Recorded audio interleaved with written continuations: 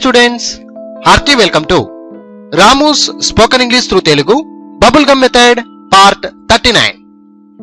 My dear students, ముందుగా ఈ తెలుగు వాక్యాలను చక్కగా అర్థం చేసుకునే ప్రయత్నం చేయండి.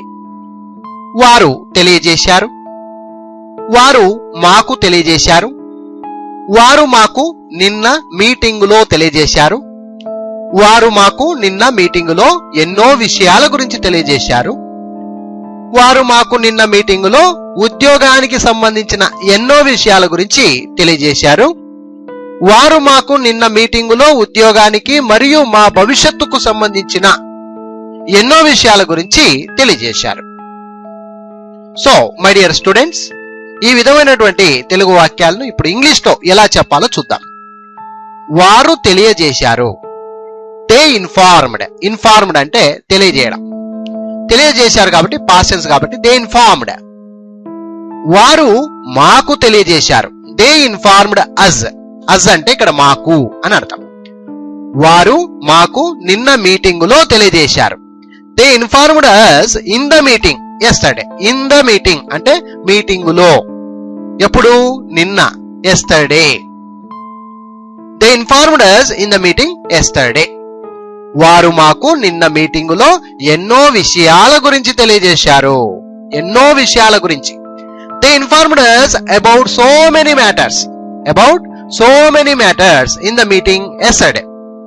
వారు మాకు నిన్న మీటింగులో ఎన్నో విషయాల గురించి తెలియజేశారు. They informed us about so many matters in the meeting yesterday.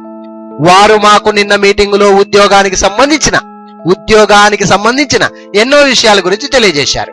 They informed us about so many matters related to our jobs. అంటే సంబంధించిన అంటే related అని చెప్పాలి.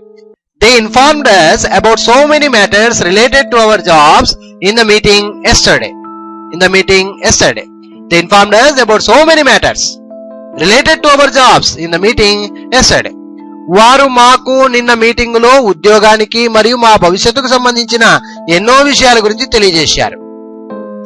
They informed us about so many matters related to our jobs and future. ఉద్యోగానికి మరియు మా భవిష్యత్తుకు సంబంధించినటువంటి ఎన్నో విషయాల గురించి తెలియజేశారు. They informed us about so many matters related to our jobs and future in the meeting yesterday. So చూశారు కదా మై డియర్ ఫ్రెండ్స్. ఇదే మాదిరిగా మరొకసారి చూడండి. వారు తెలియజేశారు. They informed. వారు మాకు తెలియజేశారు. They informed us. వారు మాకు నిన్న మీటింగ్ లో తెలియజేశారు. They informed us in the meeting yesterday. వారు మాకు నిన్న మీటింగ్ లో ఎన్నో విషయాల గురించి తెలియజేశారు. They informed us about so many matters in the meeting yesterday. వారు మాకు నిన్న మీటింగ్ లో ఉద్యోగానికి సంబంధించిన ఎన్నో విషయాల గురించి తెలియజేశారు. They informed us about so many matters related to our jobs in the meeting yesterday.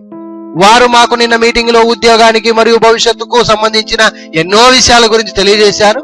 They informed us about so many matters related to our jobs and future in the meeting yesterday. So ఈ విధంగా చక్కగా 1-10 సార్లు practice చేయాలండి. చిన్న వాక్యాల నుండి మనకు ఇష్టం వచ్చిన, మనకు తెలిసిన, మనకు నచ్చిన ఎన్నో పదాలను మధ్యలో జోడిస్తూ ఈ బబుల్ గమ్ మెథడ్ ద్వారా ఎలాంటి పెద్ద వాక్యాలనైనా ఈజీగా మాట్లాడగలిగిన టాలెంట్ మనకు వస్తుంది. So my dear friends, my dear students, please practice చేస్తేనే ఏదైనా సాధ్యం. Thank you very much. Bye.